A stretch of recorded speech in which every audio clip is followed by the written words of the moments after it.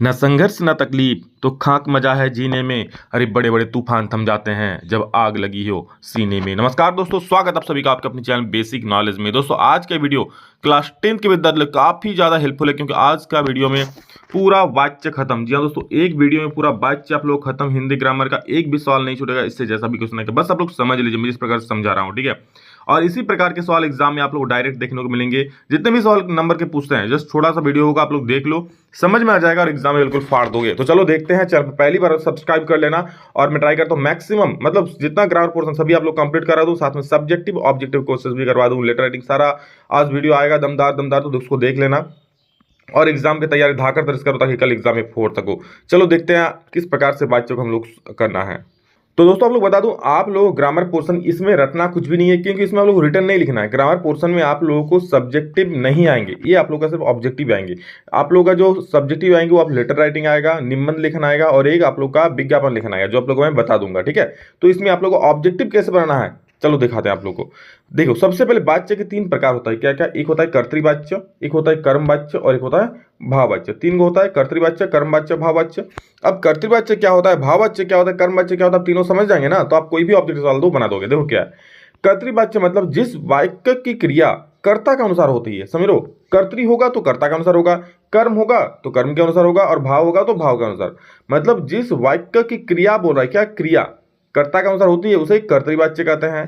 कर्मवाच्य किसको बोलेंगे, तो जिस वाक्य की क्रिया कर्म के अनुसार होगा उसे कर्मवाच्य बोलेंगे। और भाववाच्य क्या बोलेंगे, जिस वाक्य की क्रिया भाव के अनुसार होगी दोस्त उसे भाववाच्य बोलेंगे। आगे सब पढ़ा रहे हैं, जरा सब्र तक करो, इतना भी क्या जल्दी है। तो देखो जिस वाक्य क्रिया कर्ता के अनुसार होती है उसे कर्तृवाच्य कहते हैं, अर्थात जिस वाक्य में कर्ता प्रधानता होती है, समझ रहे हो। या तो आप बोल सकते हो जिस वाक्य में क्या क्रिया कर्ता के अनुसार होती है उसे कर्तृवाच्य बोलेंगे, या फिर ऐसा वाक्य जिसमें किसकी प्रधानता होती है, कर्ता की प्रधानता होती है, उसे क्या बोलेंगे, कर्तृवाच्य। एग्जाम में ऐसा भी सवाल पूछ देगा कि जिस वाक्य में डैश की प्रधानता होती है उसे कौन सा वाच्य बोलता है, चार ऑप्शन दे देगा, तो कर्ता कर्म भाव, तो आपको कर्ता में टिक करना होगा। वहां ऐसा भी दे सकता है कि जिस वाक्य की क्रिया डैश के अनुसार प्रधानता, जिस वाक्य में डैश की प्रधानता होती है उसे कौन सा वाक्य बोलते हैं, वाच्य बोलते हैं। यहाँ वाक्य है, ठीक है। और ये किसको जो पढ़ रहे हैं ये वाच्य है, ठीक। जैसे देखो कर्ता के अनुसार क्या हो रहा है, राम पुस्तक पढ़ता है। इसमें सिंपल सिंपल सेंटेंस आता है, राम पुस्तक पढ़ता है, मैं खेलता हूँ, वह गाता है, मैं नाचता हूँ, धोनी क्रिकेट खेलता है। समझे हो, राम पुस्तक पढ़ता है कर्तृवाच्य है। क्यों, पुस्तक कौन पढ़ता है, राम पढ़ रहा है ना, कर्ता के अनुसार हो रहा है। पुष्पा लकड़ी काटता है, ठीक है, देखे हो ना पुष्पा मूवी, तो पुष्पा क्या कर रहा है, लकड़ी काट रहा है, बेचारे के पास काम नहीं है, मतलब समझ लो। तो क्या पुष्पा लकड़ी काटता है, सिंपल सेंटेंस से ये कर्ता का आंसर हो रहा है। कौन काटता है लकड़ी, पुष्पा। वह आम खाता है, वह आम खाता है, सिंपल सेंटेंस से ये हो जाए कर्तृवाच्य। बच्चे ने रोटी खाई, ये क्या हुआ, कर्तृवाच्य। और याद रखो ये भी पूछता है कि कर्तृवाच्य किस प्रकार का होता है, तो कर्तृवाच्य दोस्तों सकर्मक और अकर्मक दोनों प्रकार की होती है, ठीक है। कर्तृवाच्य सकर्मक क्रिया भी होती है, अकर्मक क्रिया भी होती है, ठीक है, ठीक है। जैसे वह गाता है, क्या गाता है नहीं पता चल रहा है, लेकिन वह गाना गाता है, सकर्मक हो गया। वह गाता है, क्या क्रिया, अकर्मक हो गया। सकर्म क्रिया भी बताएंगे, चिंता मत करो, सारा चीज आएगा, बस वेट करो, वीडियो को देखो, शेयर करो दबा के। आपका एक शेयर से मुझे काफी ज्यादा मोटिवेशन मिलता है, इसलिए शेयर करो ताकि हर एक बच्चे तक पहुंच पाए। झारखंड का हर एक बच्चा वीडियो देखना चाहिए। देखो क्या है, समझ गए इतना चीज। और जो कर्तृवाच्य होता है वो सकर्मक अकर्मक दोनों प्रकार की क्रिया हो सकती है। नेक्स्ट अब देखेंगे कर्मवाच्य, तो सेम चीज है, जिस वाक्य की क्रिया उसके कर्म के अनुसार होती है उसे कर्मवाच्य बोलते हैं। जैसे अब इसमें द्वारा वाला चीज आएगा, राम द्वारा पुस्तक पढ़ी जाती है, ठीक है, पुस्तक पढ़ी जाती है, मतलब ज्यादा जोर किस पर आए, पुस्तक पर, नहीं पढ़ना पर, पुस्तक पढ़ रहा है, मतलब ऐसा समझो ना, जिसमें द्वारा आएगा ना वो क्या हो जाएगा, कर्मवाच्य हो जाएगा। जैसे राम द्वारा पुस्तक पढ़ी जाती है, पुष्पा द्वारा लकड़ी काटा जाता है, उसके द्वारा आम खाया जाता है, ठीक है, आम का मौसम भी आ रहा है, आप लोग भी खाओगे आम। अब दोस्तों निर्जीव वस्तुओं में भी ना, जो निर्जीव वस्तुएं होती है उसमें भी कर्मवाच्य आ जाएगा। जैसे पतंग उड़ रही है, सड़क बन रही है, ठीक है, ये सारी क्या हुआ, कर्मवाच्य, याद रखना। और जो कर्मवाच्य होता है ना, ये क्या होता है, सकर्मक क्रिया होती है, ये सिर्फ सकर्मक ही होगा, जबकि कर्तृवाच्य सकर्मक अकर्मक दोनों हो सकता है। ये भी ऑब्जेक्टिव में पूछ सकता है, इसलिए मैं लाया हूं, समझ लो पॉइंट। तो इसको याद रखना, जो कर्तृवाच्य होता है वो सकर्मक अकर्मक दोनों हो सकता है, जो कर्मवाच्य होता है वो सिर्फ सकर्मक क्रिया होती है, समझ गए। पतंग, जो निर्जीव वस्तुएं होती है ना दोस्त, याद रखना, निर्जीव वस्तुएं क्या होती है, निर्जीव वस्तुएं कर्मवाच्य के अनुसार अकॉर्डिंग आती है, ठीक है। जैसे पतंग उड़ रही है, सड़क बन रही है, ठीक है, इस प्रकार से। अब उस द्वारा वाला चीज भी क्या होगा, कर्मवाच्य हो जाएगा, समझ गए इतना। अब हम लोग देखेंगे दोस्तों भाववाच्य, आखिर भाववाच्य होता क्या है, उसके बाद सवालों को देखेंगे, सवाल कैसे कैसे आप लोग सवालों का इंतजार कर रहे हैं, कैसा सवाल आएगा सर, चलो दिखा दे कैसा आएगा। भाववाच्य देखो, जिस वाक्य क्रिया भाव के अनुसार होती है ना उसे भाववाच्य कहते हैं। और दोस्तों इसमें नकारात्मक वाक्य ज्यादा होते हैं, ठीक है, सकारात्मक वाक्य भी होते हैं बट नकारात्मक वाक्य ज्यादा होते हैं। देखो जिस वाक्य क्रिया भाव के अनुसार होती है उसे क्या बोलेंगे, भाववाच्य बोलेंगे। नानी से चला नहीं जाता, अरे भाई उसकी उम्र हो चुकी है, चल नहीं पा रही, चला नहीं जाता उनसे, ये क्या एक प्रकार का भाव प्रकट हो रहा है। उससे खेला नहीं जाता, वो नहीं खेल पा रहा है। और दोस्तों ये क्या होती है, अकर्मक क्रिया होती है, ठीक है।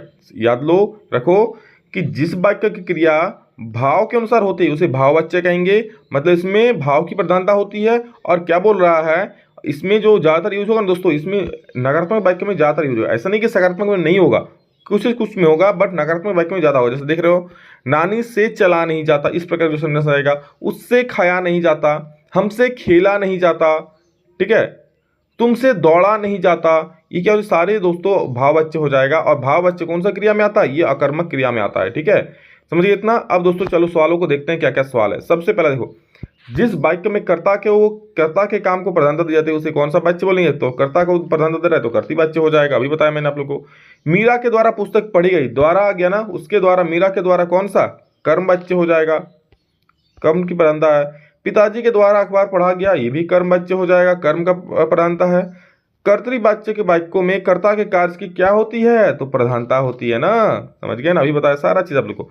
बच्चे गीत गा रहे हैं, इस वाक्य में कौन सा वाच्य, सिंपल सेंटेंस, बच्चे गीत गा रहे हैं, तो क्या हो जाएगा, ये कर्तृवाच्य हो रहा है। कौन गीत गा रहा है, बच्चे, कर्ता कौन सा है, कर्तृवाच्य हो जाएगा।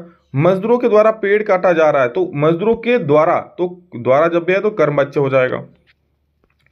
कर्तृवाच्य के वाक्यों में कर्ता के कार्य की प्रधानता होती है, तो प्रधानता कार्य की डैश होती है, तो हो गया।